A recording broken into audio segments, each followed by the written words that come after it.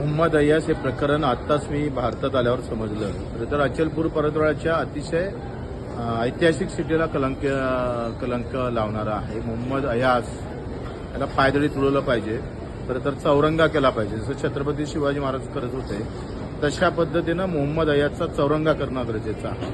मोहम्मद अय्यास, मोहम्मद म्हणजे अतिशय इस्लाममध्ये पवित्र नाव आहे.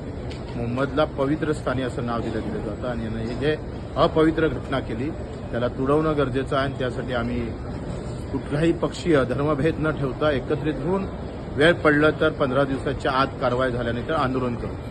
प्रश्न पुन्हा आहे का हिंदुत्ववादी सरकार केंद्रातही आहे आणि राज्यात पण आहे. मग आता हिंदुत्ववादी सरकारमध्ये हिंदूच्याच मुली पुन्हा खतऱ्यात येत असेल तर आता काय करावं, कोणाला न्याय मागावा? म्हणजे एका इकडे बटेंगे तो कटेंगे म्हणणारे लोक गेले कुठं?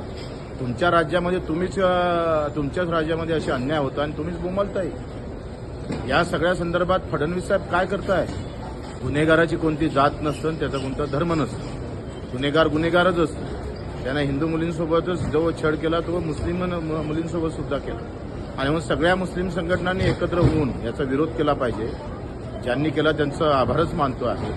आणि म्हणून इथं जात पात धर्म पक्ष न पाहता अन्याय केलेला आहे, त्या मुलींचा छळ केलेला आहे, त्याच्याविरुद्ध एकत्रित होऊन आम्ही लढा उभारण्यास सज्ज आहोत. वेळ पडली तर 15 दिवसात कारवाई झाली नाही पूर्ण तर आम्ही एसपी कार्यालयावर आंदोलन करू.